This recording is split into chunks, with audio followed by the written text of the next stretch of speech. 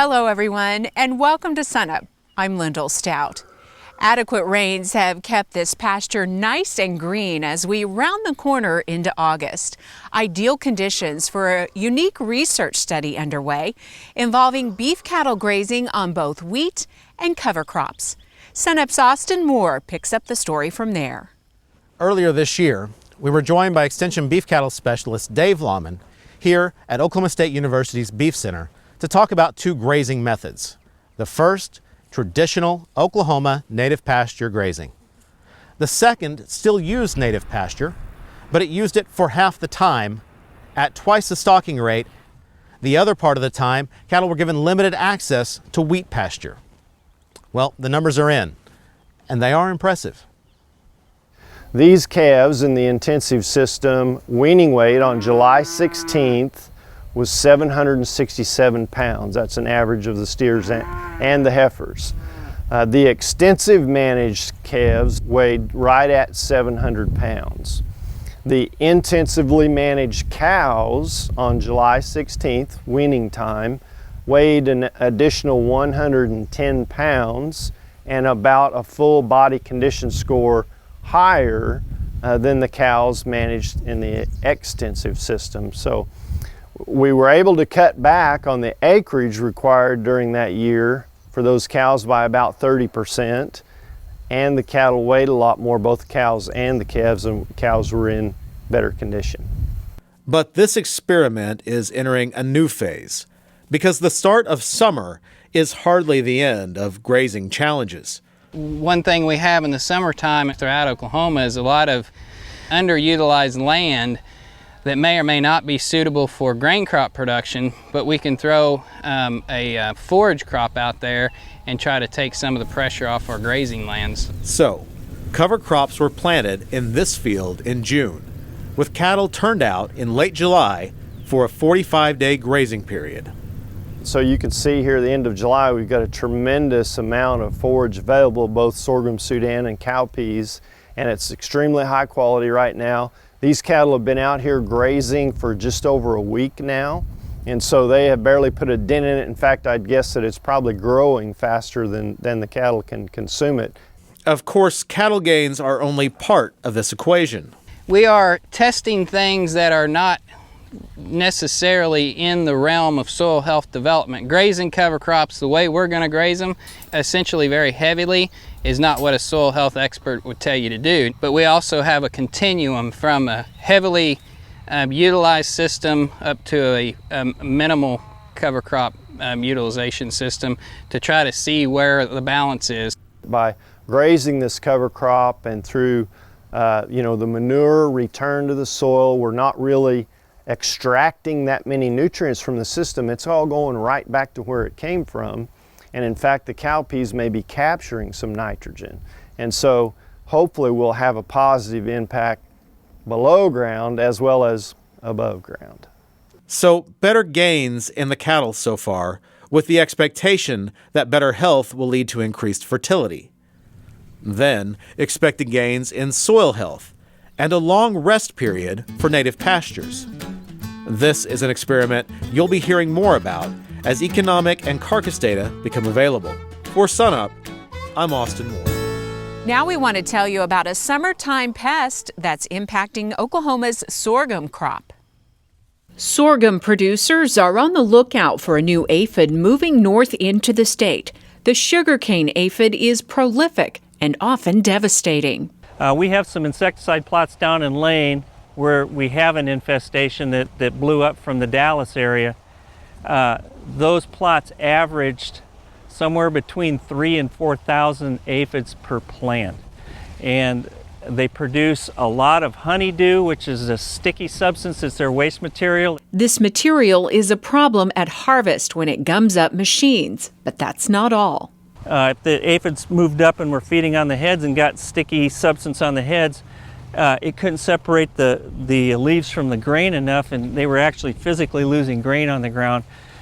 Some of the tests down in South Texas and Louisiana, they were seeing up to 40% yield loss just because they couldn't harvest it correctly or profitably. While the sugarcane aphid is a new and growing problem, the yellow sugarcane aphid is a known insect in Oklahoma and not much of a concern this year. To the naked eye, these insects are nearly identical. Only under a microscope can you see how different they really are. Still, there are other clues to tell them apart. If you have small colonies of 10 to 20 and they don't seem to be growing, very likely it's yellow sugarcane aphid. If they go from a few aphids to thousands within a week, you obviously have the other one.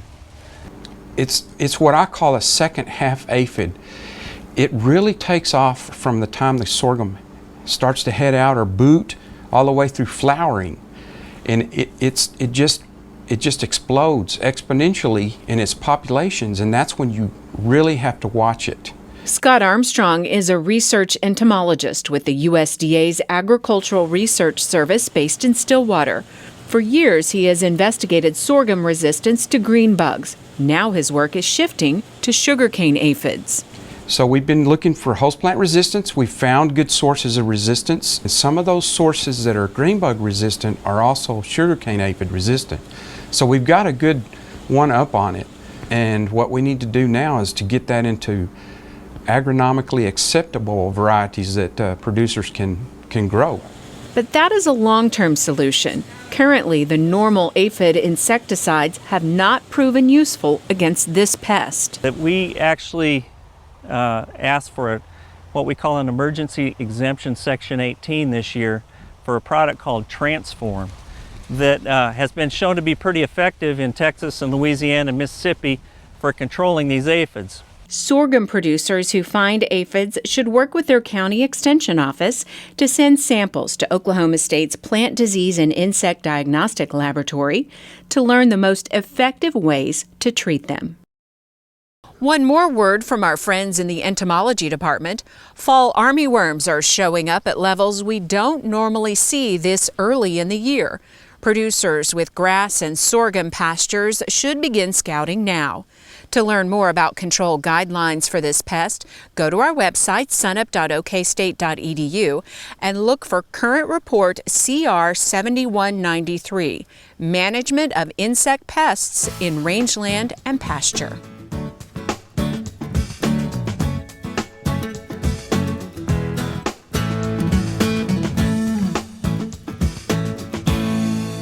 Hi, I'm Al Sutherland with your Mesonet Weather Report. This week started off with another rain in southwest Oklahoma. After suffering from drought for over 3 years, the Southwest has been blessed with multiple rains since May 20th. The Mesonet rainfall map for Monday and Tuesday had 8 locations with more than an inch of rain and scattered green-colored areas that indicated an inch or more of rain as well. The highest total was 1 37/100 at Hollis. A rainfall graph from January 1st through July 29th for Altus shows how these rain events have added up to move Altus's rain total for 2014, the red line, above the 15-year Mesonet average, the blue-filled graph area. For Altus, Monday's rain marked the 5th significant rain event since late May. That after a January with no rain and below average amounts up through the end of May.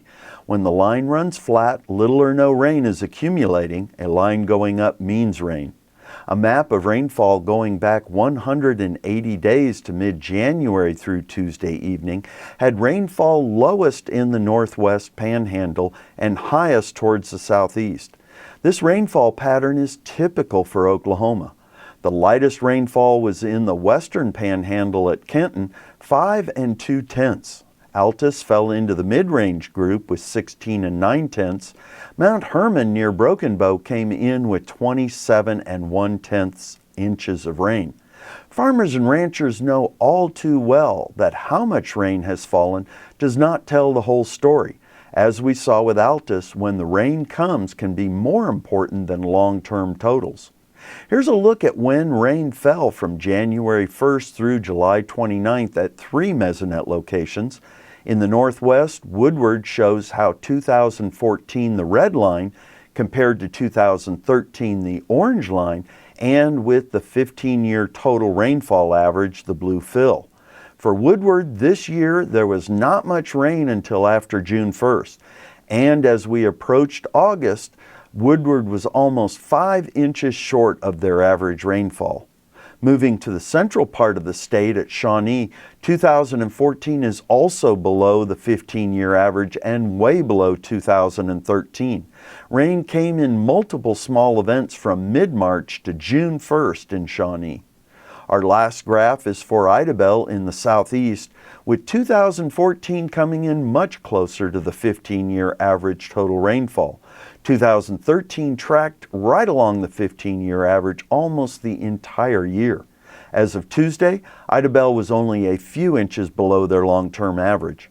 Graphs are a great way to picture when and how much rain fell at individual mesonet sites. This year's record low wheat crop came from a dry winter and spring. More recent rains have turned that around for pastures, hay, and summer crops. This year shows crop diversity can help in dry times. Thanks for joining us for this edition of the Mesonet Weather Report. Joining us now to talk about irrigation systems, Saleh Tagvian. You're our irrigation specialist here at Oklahoma State, and you've got some stuff going on here, but let's talk first of all, everyone's thinking right now, we've had rain, it's a wet month. Why are we talking irrigation systems at this point? Irrigation is very important in Oklahoma, especially the western part of the state. Irrigated lands play a major role in providing agricultural products that we consume every day. So even though we've had some rains, because of several years of droughts, we need even more rains, and we need to be very careful with irrigation management and using agricultural water resources. All right, so along that line here in this field, you have an experiment going looking at management systems for irrigation. Can you talk about what you're looking at here? There are several tools available to producers as far as irrigation management and scheduling. And here at this field, we're looking at some of these proven methods, and we're trying to test and fine-tune the methods and tools for specific conditions of Oklahoma, the soils here, the climatic conditions, the crops.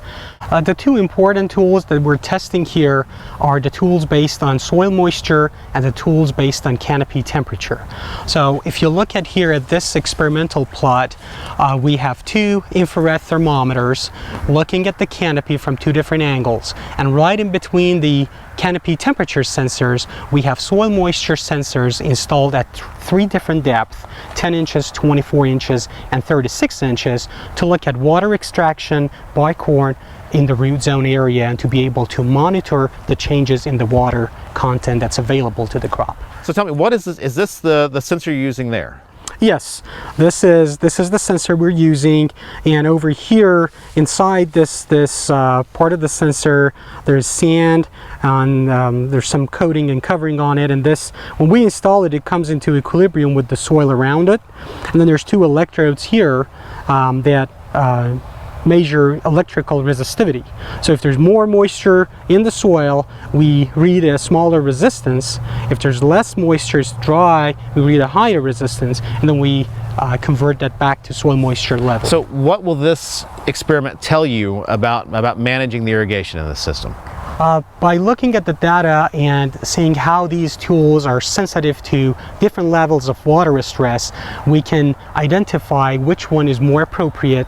And we also look at the cost of each method along with their sensitivity and their ability to predict water stress and to indicate the time that irrigation is needed. So we are developing thresholds for each of these methods where we can decide if this is the time to irrigate or if we can still wait and hold on irrigations. Now, I understand you'll be talking about this experiment and some other things as well at an irrigation conference being held in Fort Cobb here pretty soon. That's correct. We have organized this conference on August 19. There will be several very interesting talks about managing center pivot system, about managing subsurface drip irrigation systems, using smartphone apps for managing irrigation systems, using some of these tools for managing and scheduling irrigations. And we also have about a dozen different companies and dealers being there at the expo and presenting their products and be willing to talk to producers. Absolutely. All right. If you'd like more information on that conference, you can find information on our website, sunup.okstate.edu.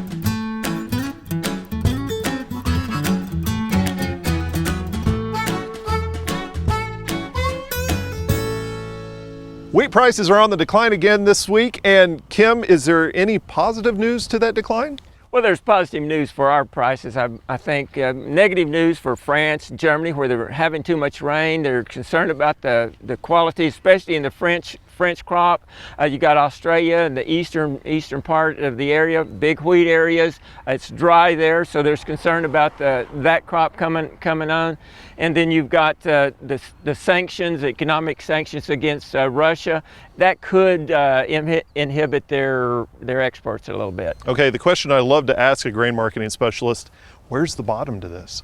Well, if you're looking at that KC September contract, we've talked about $6 for the strong support price, around $6.05. If it breaks that, you look at the technicals, the charts. The charts are telling you that the September contract price is going to go to $5.70. I think the odds are against that, maybe about 35% chance of that happening.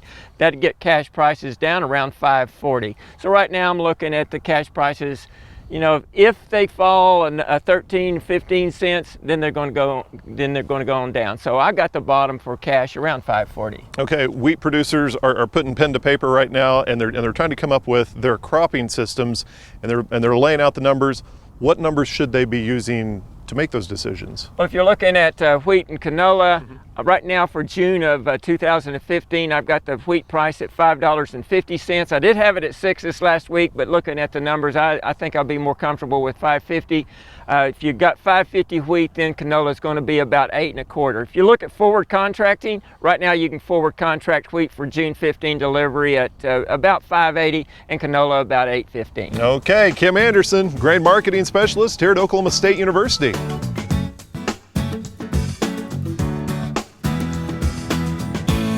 For cow-calf producers that have Bermuda grass, this particular year may be the one where we can look again at that management strategy called stockpiling Bermuda grass. What I mean by stockpiling Bermuda grass is where we would take and go ahead and clip or heavily graze, perhaps hay, a Bermuda grass field sometime in August. Tests here at Oklahoma State University have shown us that when we've done this in the past, in November, that Bermuda grass has been something in the neighborhood of 13 to 15% crude protein. And it's held the protein content pretty well into December when it tested someplace between 12.5 and 14.5% crude protein. And even in January, the protein content was maintained to something around 11% crude protein. Now there's some steps involved to this process that I think you want to follow pretty closely. As we said, number one, we want to remove any existing old forage that's in that Bermuda grass area that we're going to defer certainly by late August. Then apply the nitrogen fertilizer. 50 to a maximum of 100 pounds per acre should be enough. Defer the grazing until about very late October, certainly around the first part of November would be a good goal. Control access to the forage that we have built up so that we do a good, efficient job of grazing that area of that Bermuda grass pasture to the best of our ability. If we have some cool season grass available, such as wheat pasture, even some fescue, we may want to go ahead and utilize this deferred Bermuda grass first and then the cool season grass later in the winter. I would recommend that we give these cows something around 2 pounds of a protein supplement. It doesn't need to be a high protein supplement, one that's 14 to 25% crude protein. And then of course, be sure to supply those cows with a mineral mix, something that's 6 to 9% phosphorus, contains some vitamin A, and a trace mineral package. Consider this concept of deferring the Bermuda grass that you're going to grow during September and October and utilize that in November, December, and January. I think it can save you some feed dollars and certainly some labor this winter. Hey, we look forward to visiting with you again next week on Sunup's Cow-Calf Corner. Here's our Ag Policy Specialist, Jody Campeacci, with a word about the supplemental coverage option in the new Farm Bill. Earlier this week, the Risk Management Agency released details about the Supplemental Crop Insurance Program for winter wheat production. It's called SCO. So what will happen is in September, the deadline is actually September 30th for the fall planted crops for crop insurance. Producers will go into their agent's office and buy crop insurance. They'll have the option to buy SCO in addition to their regular insurance policy. SCO is a county level program, so it will cover losses at the county level. Now, also the way it works is you could only get SCO coverage from 86% down to your individual crop insurance coverage level. So if you had a 70% revenue protection policy, you would get SCO from 86 down to 70%. Producers also have the option to lower or increase the coverage of their regular policy and then get the appropriate level of SCO coverage. Now, of course, SCO is a crop insurance program, so it does require a premium. So as a producer, you would be buying your regular insurance policy, paying that premium, then paying an additional premium for SCO. The premium for SCO is a lot lower than for your individual policy. So within the next few weeks, we'll start having much more information. I'll have a decision tool out, a webinar, so you might want to start looking for those on our website to get more information.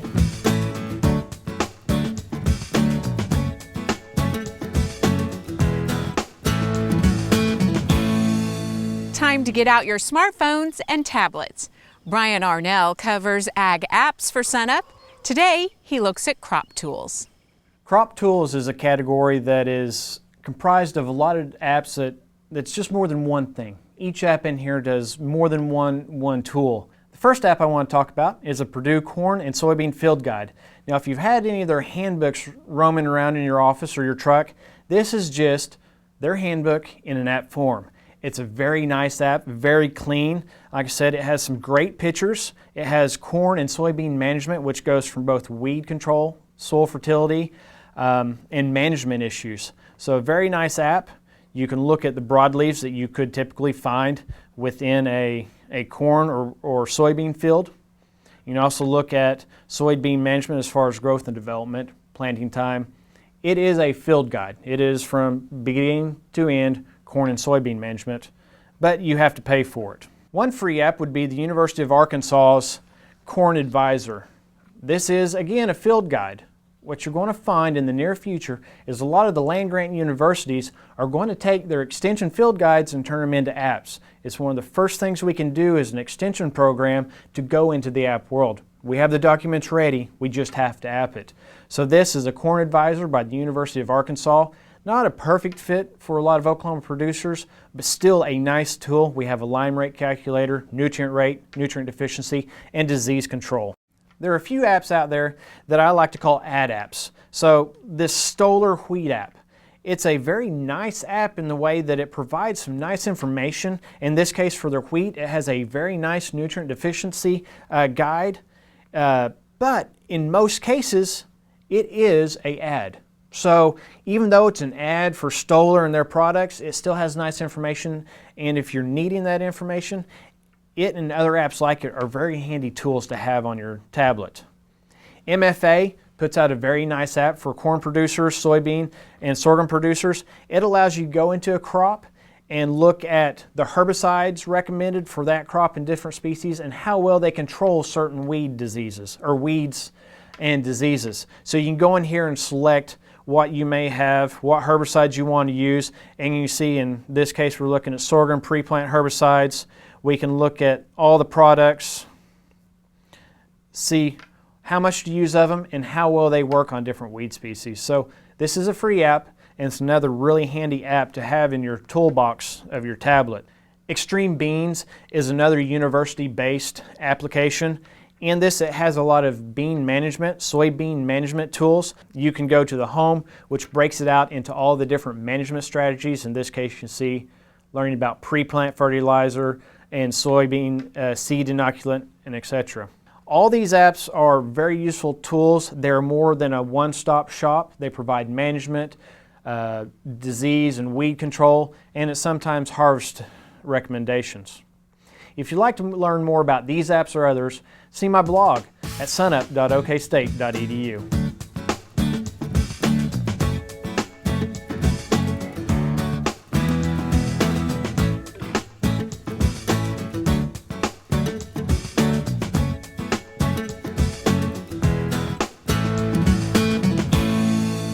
Hi, welcome to Shop Stop. Today we want to talk a little bit about how to tie down things in the back of your pickup. So you typically have a cleat in the front and the back of your truck, and you're trying to run your tie down strap, and you have to utilize what's available there to tie down whatever it is your load might be. Yeah. May not be in the best place, or maybe if you got a toolbox on your truck, your tie downs are up under the toolbox, and so they're hard to get to and may not be exactly where you want them to tie down whatever your load is. So here's a quick little tip. You can take a piece of chain and stretch it from cleat to cleat on each side and tie it to that cleat, or if you don't have cleats, if you've got a truck as old as mine, it won't have cleats, and then you can attach some eye bolts, and then you stretch that chain along the edge of the rail of the truck. And then once you've got it stretched, then you can put your hook from your tie downs and your links anywhere across it, or if the chain's a little smaller, you might want to put a larger link in there that you can hook a chain in, or a tie down into. And then you've got a lot of options for tying your loads down. That's just some good tips for tying down a load in the back of your truck. We'll see you next week on Shop Stop.